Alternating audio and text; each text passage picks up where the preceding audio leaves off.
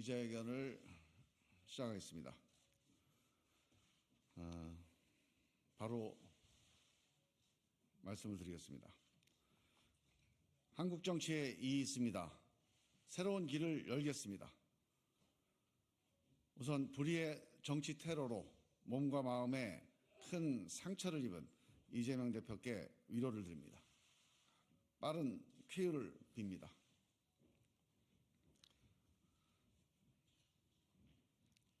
왜 이 길을 가는가? 우리는 오늘 민주당을 떠나 더 큰 민심의 바다에 몸을 던집니다. 한국 정치에 이의 있습니다. 이게 정치입니까? 이것이 어찌 정치입니까? 이의가 있으면 반대 토론을 해야 합니다. 토론과 설득이 없는 정치가 어디 있습니까? 토론과 설득이 없는 정치도 있습니까? 노무현이 3당 합당을 반대하며 손들고 외친 말입니다. 당시 노무현의 절규 중에 회의라는 단어를 정치라는 단어로 바꾸기만 한 것입니다. 우리 세 사람의 심정이 이렇습니다. 우리는 왜 이 길을 가는가? 정치적 유불리를 따졌다면 이 길을 가지 않았을 겁니다. 이재명 정치와 싸우는 것도 우리의 목표가 아닙니다. 우리가 이 길을 가겠다고 결심한 가장 근본적인 이유는 양심 때문입니다. 이 비정상 정치에 숨죽이며 그냥 끌려가는 건 더 이상 못하겠습니다. 민심 때문입니다. 어느 쪽도 선택할 수가 없다는 민심이 3분의 1이 넘는데 여기에 응답하는 정치가 있어야 합니다. 윤석열 정권의 독선과 독주, 무능과 무책임을 심판해야 합니다. 그러나 지금 이재명 체제로는 윤 정권을 심판하지 못합니다. 윤 정권을 반대하는 민심이 60%지만 민주당을 향한 민심은 그 절반밖에 안 됩니다. 나머지 30%의 국민은 윤 정권이 이렇게 못하는데도 민주당은 지지하지 않겠다고 하는 겁니다. 그러나 민주당은 미동도 없습니다. 그냥 이재명 중심의 단결만 외치고 있습니다. 끝내 윤 정권 심판에 실패할 것입니다. 우리는 방탄정당, 패권정당, 팬덤정당에서 벗어나자고 호소했습니다. 하지만 거부당했습니다. 삼 총리께서 진심 어린 충고를 했지만 어떤 진정성 있는 반응도 없었습니다. 선거법 문제를 대하는 태도에서는 절망했습니다. 내가 대통령 되는 것보다 다당제 민주주의로 가는 게 더 중요하다. 이 대표 본인이 한 말입니다. 의원총회와 전당대회 결의까지 있었습니다. 이 약속을 선거 유불리를 이유로 뒤집는다면 정치적 신의는 바닥난 것입니다. 기득권 정치에 높은 담정을 허물고 누군가는 길 하나를 내야 합니다. 우리가 이 기득권 정치에 책임이 없어서 나서는 게 아닙니다.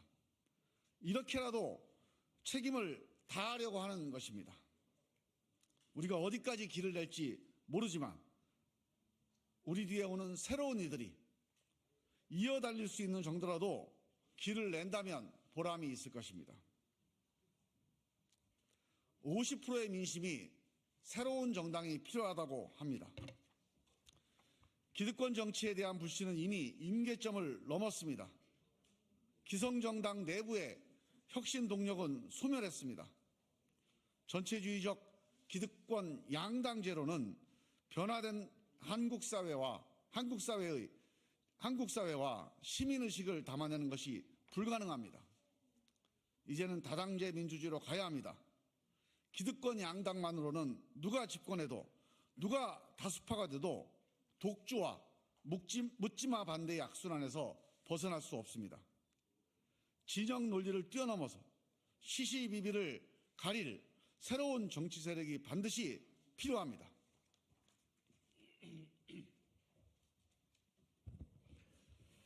두 번째, 무엇이 문제인가? 대한민국 정치는 실패했습니다. 세상을, 국민의 삶을 바꾸는 데 실패했습니다. 상대방과 싸우는 건 잘해왔지만 대화하고 협력해서 공동체 역량을 결집하는 일은 제대로 못했습니다. 승자독식 때문입니다. 승자독식 대통령, 승자독식 양당 국회, 승자독식 당대표, 독식과 독주의 정치가 일사불란하게 지배하고 있습니다. 독주와 발목 잡기의 악순환의 늪에서 벗어날 수 없습니다. 승자독식은 문명의 규칙이 아닙니다. 정글의 규칙입니다. 군주정, 독재정, 제국주의의 규칙이지 민주공화국의 규칙이 아닙니다. 승패에도 불구하고 차이에도 불구하고 대화, 공존, 협력하는 게 문명이고 민주공화국입니다. 이제 승자독식 일사불란의 5.16 체제로는 더 이상 대한민국을 끌고 갈 수 없습니다. 각자 도생의 불안사회, 불평등한 민생, 정치적 양극화를 해결할 수 없습니다. 경제규모, 사회적 다양성, 높아진 시민의식을 감당할 수 없습니다. 글로벌 대전환의 위기를 헤쳐나갈 수 없습니다. 지난 2022년 대선에서 국민은 이 기득권 정치를 심판하기 위해 여의도 정치에 물들지 않은 두 사람을 대통령 후보로 뽑았습니다. 그러나 윤석열 정치도 이재명 정치도 실패했습니다. 오히려 지난 2년간 우리 국민은 한 번도 경험하지 못한 최악의 승자독식 기득권 정치를 지켜보고 있습니다. 헌법이 보장한 대통령의 제2요구권을 가족에 대한 수사를 막기 위해 헌법이 보장한 국회의원 불체포 특권을 개인 사법방어에 사용하고 있습니다. 누군가는 이 흐름을 끊어내야 합니다. 방탕과 패권, 적대와 무능, 독식과 독주의 기득권 정치를 타파해야 합니다. 이 적대와 대결의 승자독식 정치, 정글의 정치를 바꾸지 않고는 세상을 바꿀 수 없습니다. 양극화와 각자도생으로 내몰리고 있는 한 사람의 불안하고 고독한 삶을 바꿔낼 수 없습니다.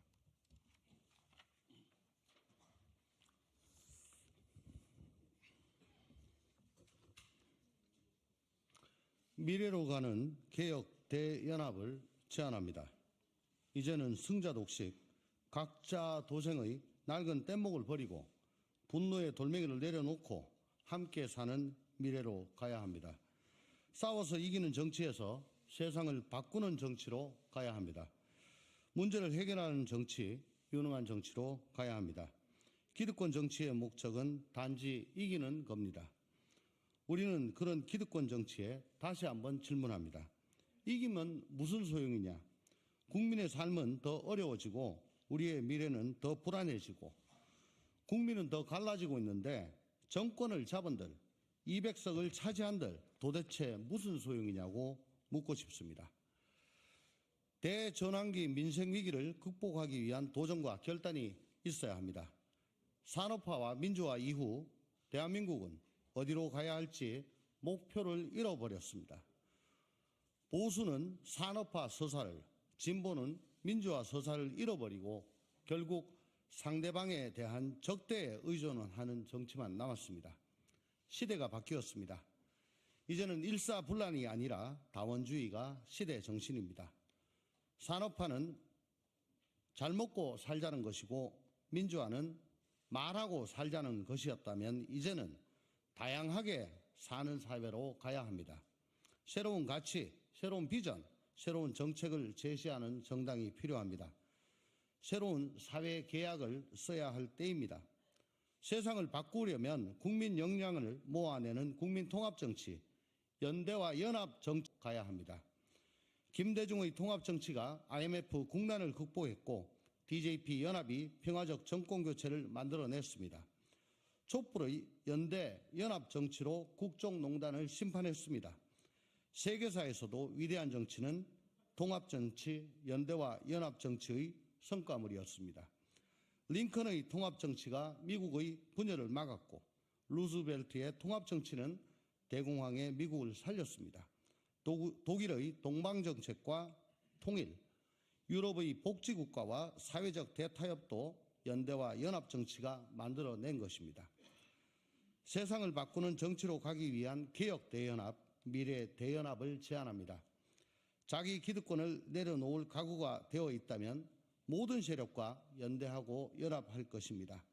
정치 개혁의 주체를 재구성하겠습니다. 신진 역량으로 정치 개혁의 새로운 엔진을 만들어 가겠습니다. 원칙과 상식은 뜻맞는 모든 이들이 함께할 수 있는 플랫폼이 되어 미래를 위한 토론 광장을 열겠습니다. 작은 물줄기가 모여 큰 강물이 됩니다. 굽이굽이 천천히 가는 듯 보이지만 결국 바다로 갑니다. 함께 사는 세상을 위해 강물처럼 가겠습니다. 대한민국을 사랑하는 모든 시민들께 호소합니다. 함께 힘을 모아주십시오. 함께 행동하는 양심이 되어주십시오. 숫자가 중요한 게 아니라 우리 마음속에 있는 열망이 중요합니다. 열망이 모이면 반드시 새로운 길이 열립니다. 감사합니다. 2024년 1월 10일 원칙과 상식 김종민, 이원욱, 조홍천 감사합니다.